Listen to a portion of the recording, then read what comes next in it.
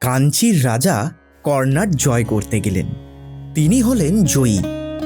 চন্দনে হাতির দাঁতে আর সোনামানিকে হাতি বোঝাই হলো। মনে পড়ছে, পুরাণ মতে কঙ্কালীতলার নাম ছিল কাঞ্চি। পৌরাণিক মতে দেবী সতীর কাঁখাল অর্থাৎ কোমর পড়েছিল বীরভূম জেলার বোলপুরের কোপাই নদীর তীরে। মতান্তরে দেবী সতীর কঙ্কাল পড়েছিল এই স্থানে, তাই পরবর্তীকালে কঙ্কালীতলা নামকরণ হয়। বর্তমানে নাম কঙ্কালীতলা মন্দির। শিবের স্ত্রী সতী তার পিতা দক্ষের শিবহীন যজ্ঞ করার ঘটনায় অপমানিত বোধ করেন। স্বামী নিন্দা সহ্য করতে না পেরে তিনি পিতাগৃহে যজ্ঞস্থলেই আত্মাহুতি দেন। এই ঘটনায় শিব ক্রুদ্ধ হয়ে সতীর দেহ কাঁধে নিয়ে প্রলয় নৃত্য শুরু করেন।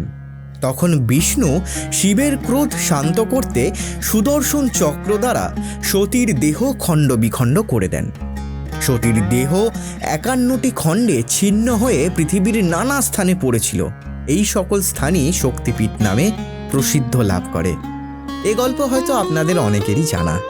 তবে লাল মাটির দেশ বীরভূমকে বলা হয় মা কালীর চারণভূমি। কঙ্কালীতলা, বক্রেশ্বর, নলাটেশ্বরী, ফুল্লরা, নন্দিকেশ্বরী এই 5টি সতীপীঠ রয়েছে বীরভূমে। তার মধ্যেই অন্যতম হল বীরভূম জেলার বোলপুরের কঙ্কালীতলা মন্দির। দেবী এখানে পটচিত্রে পূজিত হন। দেবীর রক্ষক ভৈরবের নাম এখানে রুরু। দেবীর মন্দির সংলগ্ন একটি কুণ্ড বা পুকুর রয়েছে। এই কুণ্ডটির সঙ্গে নাকি বহু মাহাত্ম্য লুকিয়ে আছে। কুণ্ডের মধ্যে কয়েকটি পাথরের খণ্ড আছে। ওই পাথরের খণ্ডগুলিকে সাধকরা সতী দেবীর দেহের অংশ হিসাবে চিহ্নিত করেছেন।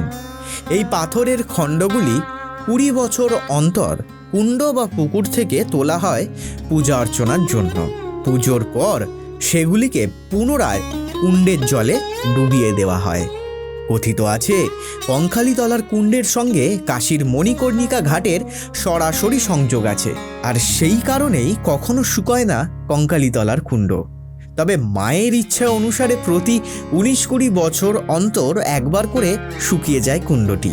কঙ্কালী মন্দিরের অবস্থান প্রকৃতির মাঝেই। মন্দিরের আশেপাশে আজও বিশাল বনস্পতির সুনিবিড় ছায়া। খানিক দূরত্বেই শ্মশান। বহু তন্ত্র সাধক সাধনা করে গেছেন এই শ্মশানে। এখনও এই মন্দির তন্ত্র সাধনার পীঠস্থান হিসাবে খ্যাত।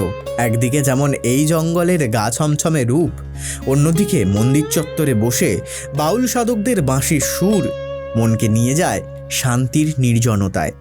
হাজারো শব্দের মায়াজালে আবদ্ধ শহুরে মন মুহূর্তে পৌঁছে যায় কোন সুদূরের পারে। এরকমই আরও ভিডিও দেখতে সাবস্ক্রাইব করুন। আর কেমন লাগলো আজকের ভিডিওটা জানাতে কিন্তু ভুলবেন না।